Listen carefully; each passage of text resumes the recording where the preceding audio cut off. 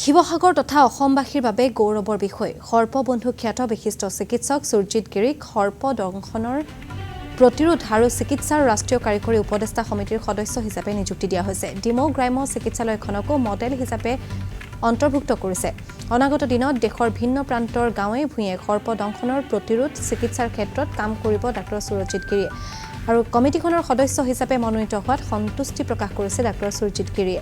সমগ্ৰ দেশত সৰ্পদংশনত মৃত্যুৰ হাৰ 50% হ্ৰাস কৰাৰ লক্ষ্য ডাক্তৰ গিৰিৰ।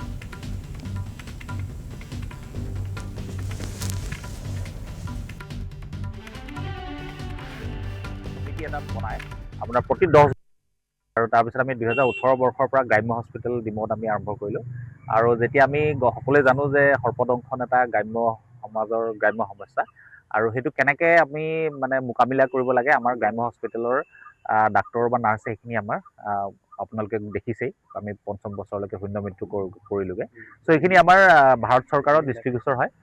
অলৰেডি আমাৰ ভাৰত চৰকাৰে সেইটো বিষয়ে বহুতখিনি আমাৰ মডেল তেওঁলোকে চাইছে আৰু মানে তেওঁ আনুষ্ঠানিকভাৱে চাইছে মানে বিভাগীয়ভাৱে চাইছে আৰু তাৰপিছত তেওঁলোকে মানে আমাৰ টেকনিকেল এটা কমিটি এটা বনাই আপোনাৰ প্ৰতি 10 বছৰে এইটো আচলতে ৰিনিউ কৰে ক'ব পাৰে।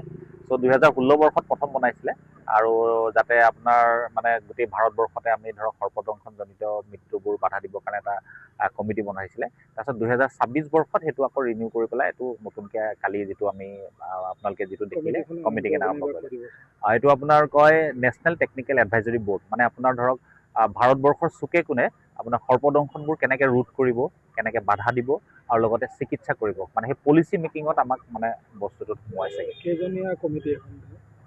একজেক্টলি মই নাচালোঁ কেইজনীয়া হ'ব। অসমৰ মই আছোগৈ আপোনাৰ আৰু লগতে আমাৰ অসমৰ যিটো মডেল আমি অসমত আপোনাৰ 2022 বৰ্ষতে ইয়াত সৰ্পদংশনত 150জনৰ মৃত্যু আছিলে আৰু সেইটো কমি গৈ পেলাই 2025 বৰ্ষত আমাৰ 27লৈ কমিলেগৈ। চ' এই 27লৈ কমি যোৱাৰ কাৰণে আমাৰ অসমৰ মডেলটো আমাৰ ভাৰত চৰকাৰৰ দৃষ্টিগোচৰ হৈছেগৈ। আপুনি যদি চাই 2025 বৰ্ষত আপোনাৰ গোটেই ভাৰতবৰ্ষত যিমান সংখ্যক মৃত্যু হৈছে তাৰে ভিতৰত আমাৰ অসম প্ৰথম, মানে আপোনাৰ 25জন হৈছে আমাৰ অসমত, তাৰ দ্বিতীয়তে আছে কেৰালা 34জন, বাকী ৰাজ্যবিলাকত আপোনাৰ 1800, 900 এনেকুৱা ধৰণৰ মৃত্যু আছেগৈ। চ' সেই হিচাপে আপোনাৰ আমাৰ ভাৰত চৰকাৰে আমাৰ অসমৰ মডেলটো আপোনাৰ স্বীকৃতি দিছে বুলি আপুনি ক'ব পাৰে। চ' আমাৰ যিজন নোডেল বিষয়া আছে ডক্টৰ S.A. লস্কৰ, তেওঁকো আপোনাৰ এইটো বিষয়ত অন্তৰ্ভুক্ত কৰিছে। আজিলৈকে আপুনি কিমানজন সৰ্পদংশন আমি আচলতে মই বুলি নহয়, আমাৰ গোটেই দলটোৱে আপোনাৰ গোটেই ডাক্তৰ নাৰ্ছে একেলগে কাম কৰিছে।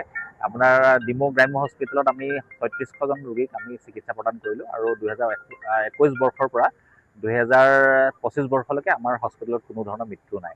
ত' আৰু আপোনাৰ ধৰক এই গ্ৰাম্য সমাজৰ সমস্যাবোৰ কেনেকুৱা হয় আৰু তেওঁলোক